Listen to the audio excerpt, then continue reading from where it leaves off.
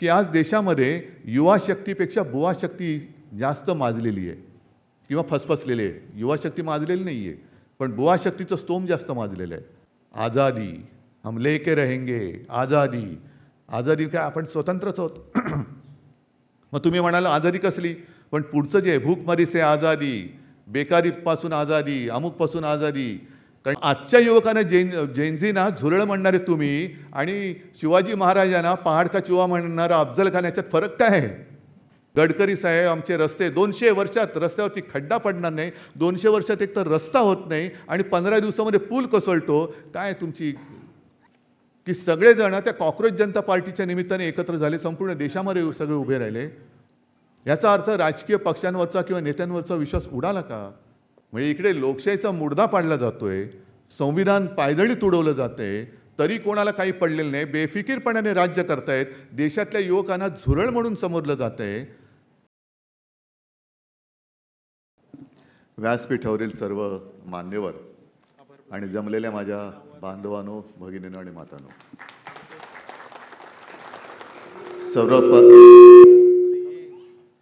सर्वप्रथम गुरुपौर्णिमेच्या आपल्याला सर्वांना शुभेच्छा. आणि मला खात्री आहे की आपल्याला सर्वांना चांगले गुरु लाभले असावेत. याचं कारण मी असं कोणाचं नाव घेत नाही, पण गुरु लाभले नाहीत ते काय करतायत आपल्याला माहिती आहे. त्याच्यामुळे सगळे म्हणजे चांगले गुरु लाभणं हे फार महत्त्वाचं असतं आयुष्यामध्ये. मी मुळे साहेब आपल्याला खास धन्यवाद देतो, कारण तुम्ही हे एक धाडस दाखवलं या आत्ताच्या काळामध्ये. ठाकरे कुटुंबियांवरची पुस्तकं प्रकाशन करणं याला खूप मोठं धाडस लागतं ह्या काळामध्ये, ते तुम्ही दाखवलं. वाईरकरजी, तुम्ही रेषांचं नेमकेपण दाखवलंय, ज्वलंत रेषा. म्हणजे रेषासुद्धा आग लावू शकतात, त्या कशा लावू शकतात आणि ती आग कशी भडकू शकते हे आपण सर्वांनी बघितलेलं आहे.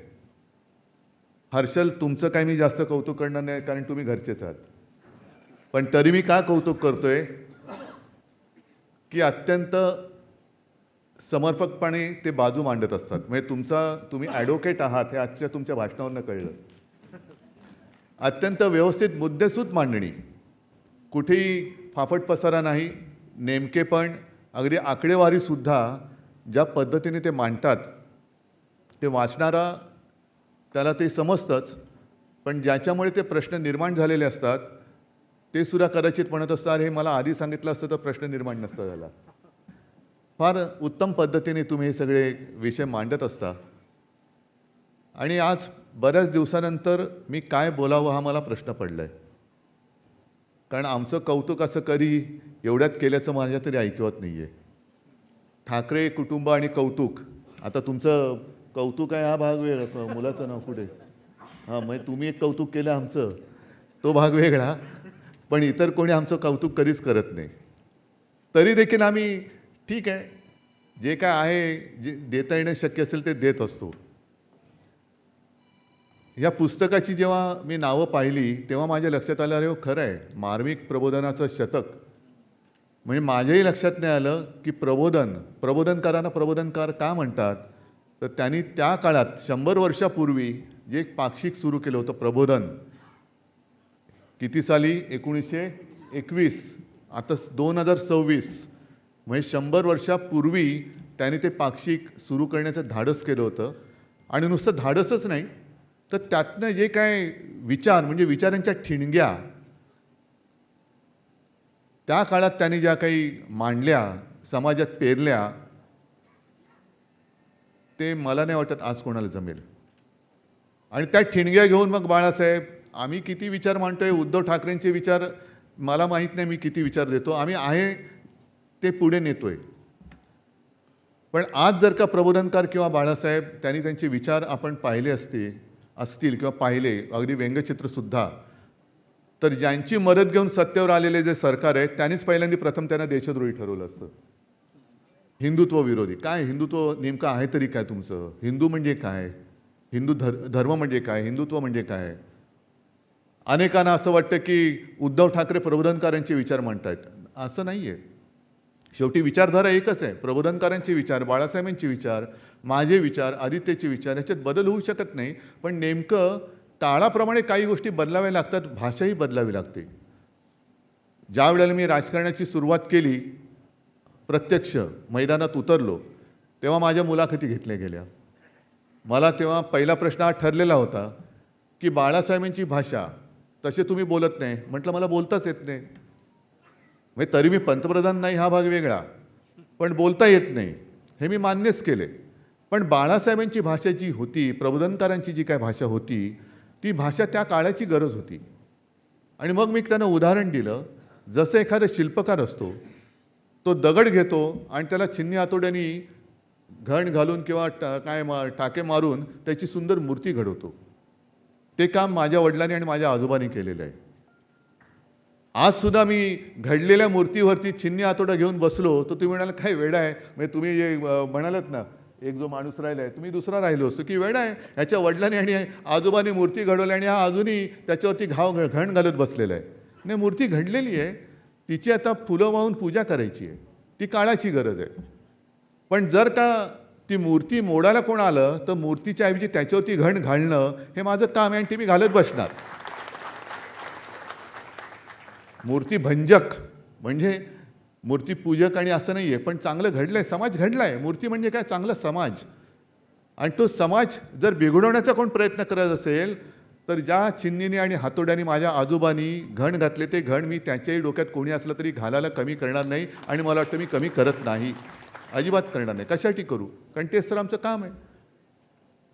अगदी धर्म म्हणजे काय, आजोबांनी त्या काळात लिहिलेलं आहे, त्याला आता 100 वर्ष झाली, की माणसाने धर्माला जन्म दिलेला आहे, धर्माने माणसाला नाही दिलेला. त्याच्यामुळे धर्माने माणसाच्या आयुष्यात लुडबुड करण्याचा अधिकार धर्माला नाही. माणूस आहे, त्याला कालानुरूप धर्मात जर काही सुधारणा करायची गरज असेल तर तो करण्याचा अधिकार माणसाचा आहे. धर्माने माणूस घडवता किंवा बिघडवता कामा नाही. आज सत्तेच चाललेले, माणूस घडवला जातोय का बिघडवला जातोय हाच विचार कोणी करत नाहीये. म्हणजे जे विचार आम्ही म्हणतो ते विचार हेच आहे. हे आमचं हिंदुत्व काय आहे. अनेक मी भाषणातनं, बाळासाहेबांच्या भाषणातनं मी वाक्य काढून दाखवीन की त्याच्यात म्हटलेलं की माणुसकी हाच खरा धर्म आहे. जो गाडगेबाबांचा होता की जो भुकेला असेल त्याला अन्न, तहानला असेल त्याला पाणी, ज्याच्याकडे वस्त्र नाही त्याला वस्त्र देणं, हा खरा धर्म आहे. पण तुम्ही सगळं बाजूला टाकायचं आणि काहीतरी उगाच कोणाच्या तरी नादी लागायचं. म्हणजे मी विधान परिषदेत म्हटलं होतं की आत्ताचं कसं चाललेलं आहे आजचा देश, आणि ते दुर्दैवाने घडलं आणि घडल्यानंतर त्या शक्तीने हाणला टोला. ते माझं वाक्य असं होतं की आज देशामध्ये युवा शक्तीपेक्षा बुवा शक्ती जास्त माजलेली आहे किंवा फसफसलेली आहे. युवा शक्ती माजलेली नाही आहे, पण बुवा शक्तीचं स्तोम जास्त माजलेलं आहे. आणि तेच तो म्हणजे बुवा शक्ती देशाचं काही करू शकत नाही, पण युवा शक्ती हे देशाचं भविष्य आहे. युवा शक्तीकडे दुर्लक्ष केलं तर काय होतं हे आपण बघतो. आणि मला अभिमान आहे त्या युवांचा, सगळ्या युवकांचा अभिमान आहे की आम्हाला असं वाटत होतं की अरे झालं संपलं, आता लोकशाहीने मान टाकली. पण युवांनी दाखवून दिलं लोकशाहीने मान नाही टाकली, लोकशाहीने काट टाकलेली आहे, की पुन्हा ताजीतवानी झालेली आहे. आणि हेच तर या देशाचं महत्त्व आहे. हे सगळे गुरु किंवा समाजसुधारक का लागतात की संस्कार जे आहेत ते पिढ्यानपिढ्या आतमधून पुढे जात असतात.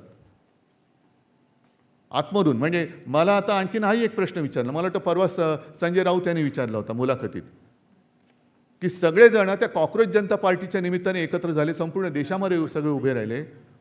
याचा अर्थ राजकीय पक्षांवरचा किंवा नेत्यांवरचा विश्वास उडाला का? मी म्हटलं हो उडाला. पण का उडाला? या देशात नेमका विश्वास ठेवायचा तरी कोणावर? कारण मध्ये एक मी तो जोक ऐकला होता की शिवसेना काय म्हणते, मशालीला मत द्या, मत आम्हाला मिळेल. मशालीवर शिक्का मारा, बटन दाबा, मत आम्हाला मिळेल. काँग्रेस काय म्हणतं, हातासमोरचं बटन दाबा, मत आम्हाला मिळेल. पवारसाहेब काय म्हणतात, तुतारीवरचं बटन दाबा, मत आम्हाला मिळते. आणि भाजपवाले म्हणतात बटन कोणाचंही दाबा, मत आम्हालाच मिळतं. अशा परिस्थितीत विश्वास ठेवायचा कोणावर आणि न्याय मागणार कोणाकडे? कारण ज्यांच्याकडे न्याय मागायला जावं ते 4-4 वर्ष आम्ही लटकतोय. तर उद्या परत तारीख आहे. आता उद्या 30, आज काय किती 29, उद्या 30. मी देवाकडे प्रार्थना करतो की 29 जुलै तारीख न मिळो, म्हणजे पुन्हा 1 वर्ष पुढे गेलं.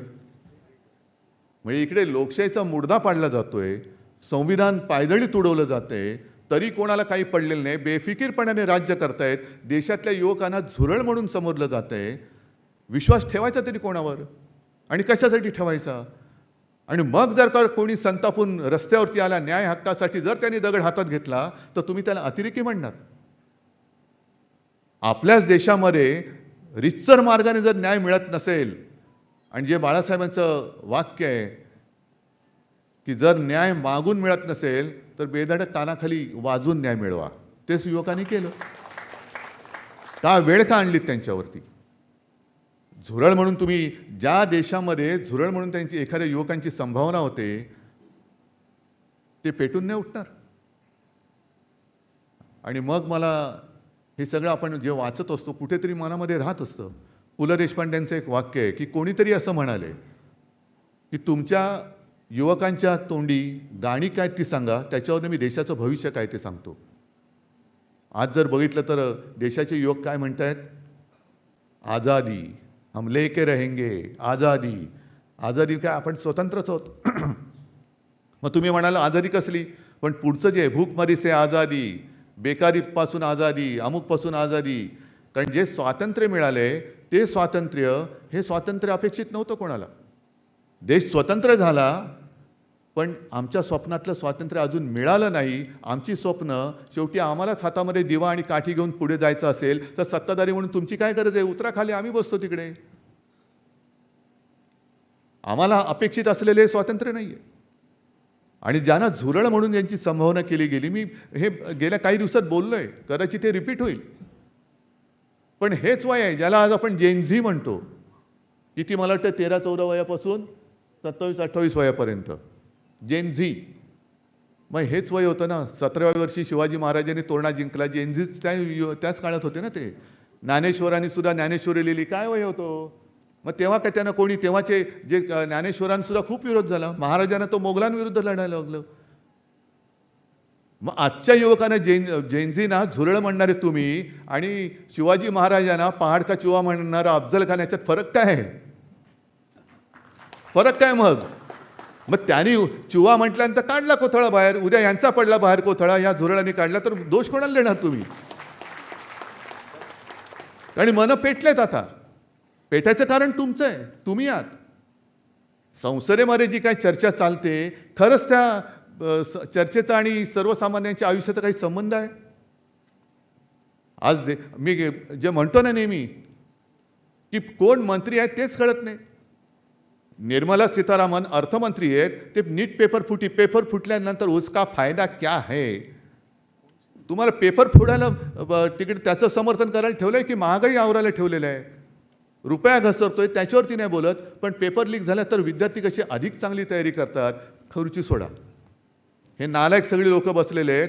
गडकरी साहेब, आमचे रस्ते 200 वर्षात रस्त्यावरती खड्डा पडणार नाही, 200 वर्षात एक तर रस्ता होत नाही आणि 15 दिवसामध्ये पूल कोसळतो. काय तुमची पात्रता तिकडे बसण्याची?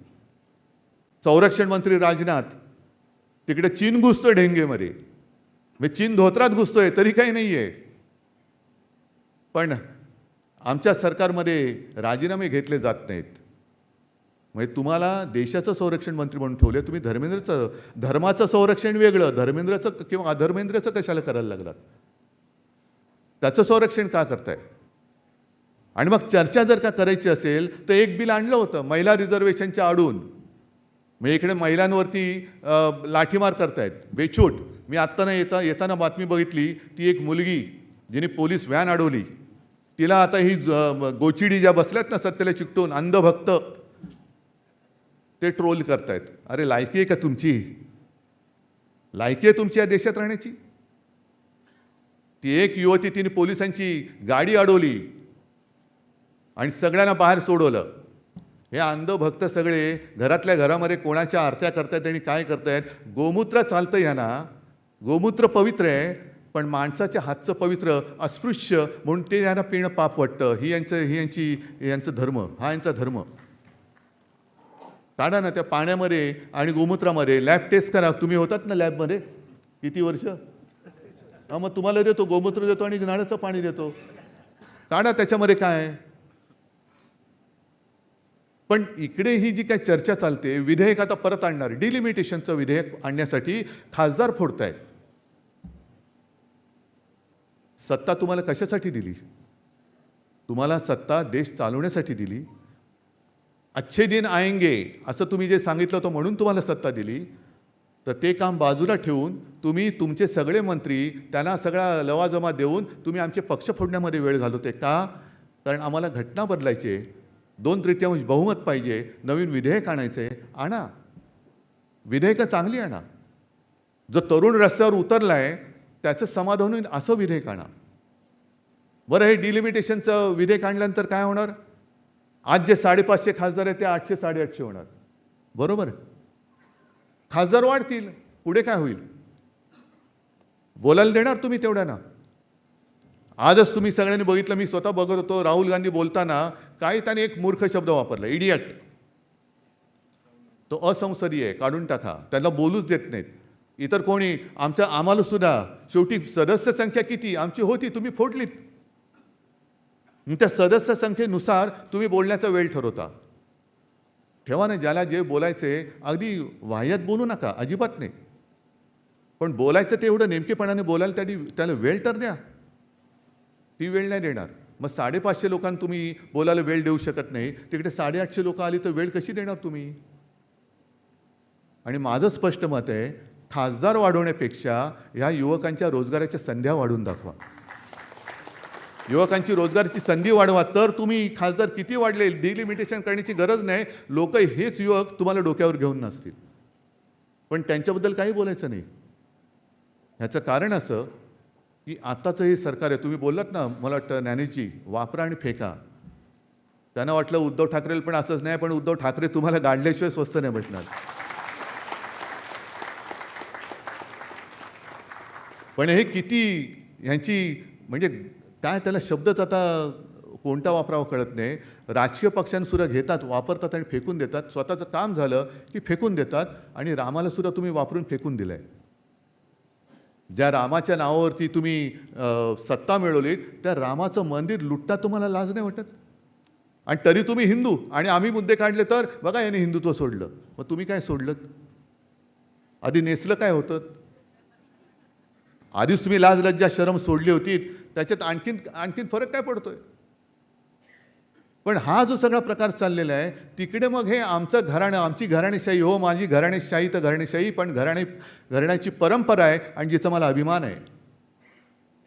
आणि आमच्या घराण्याचा इतिहास किमान 100 वर्षाचा हा ऑन रेकॉर्ड आहे. त्यांच्या घराण्याचं काय?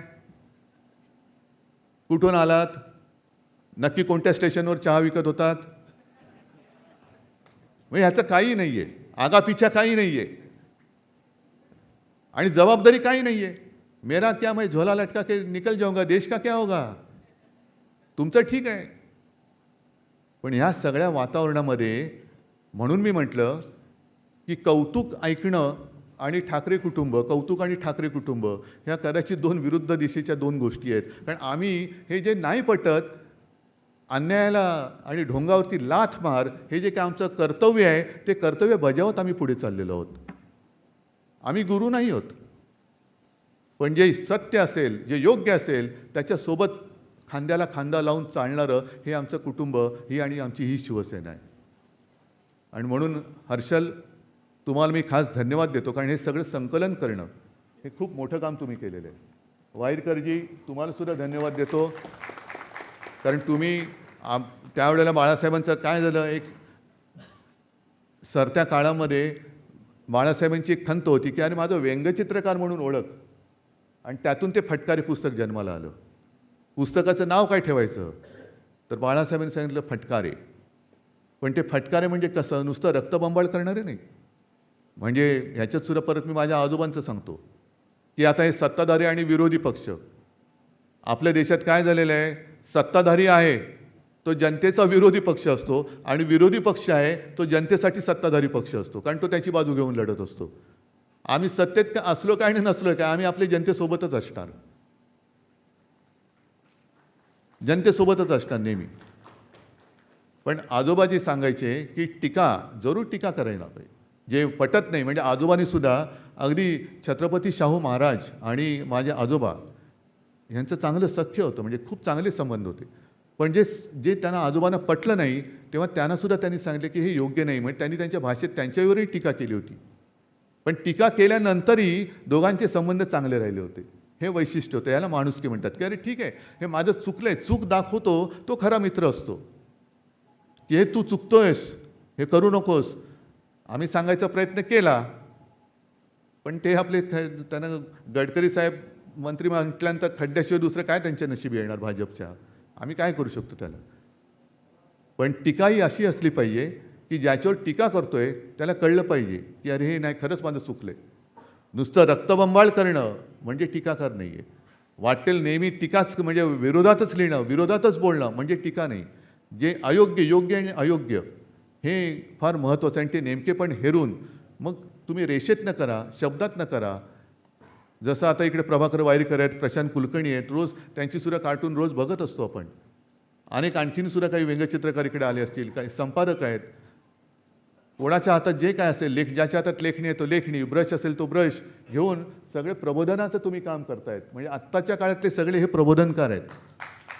हे आत्ताच्या काळातले प्रबोधनकार आहेत. आणि तुम्ही सगळेजणं, मला असं वाटतं जे ज्ञानेश तुम्ही सांगितलं आणि तुम्हीसुद्धा त्यातलेच आहात, हातातला दिवा, जिकडे दिव्याची गरज असेल, अंधार असेल तिकडे प्रकाश पाडला पाहिजे. आणि स्वापद असेल तर ते नाठाळ्याच्या माथी काय तसं तुमचा ब्रश कुंचला काय असेल ते हाणा आणि सगळे नाठाळ जे समाज बिघडवत आहेत त्यांना गारद करून टाका. आणि त्याचं तुम्ही ते कराल ही अपेक्षा व्यक्त करतो. आपल्याला सर्वांना धन्यवाद देतो. जय हिंद, जय महाराष्ट्र.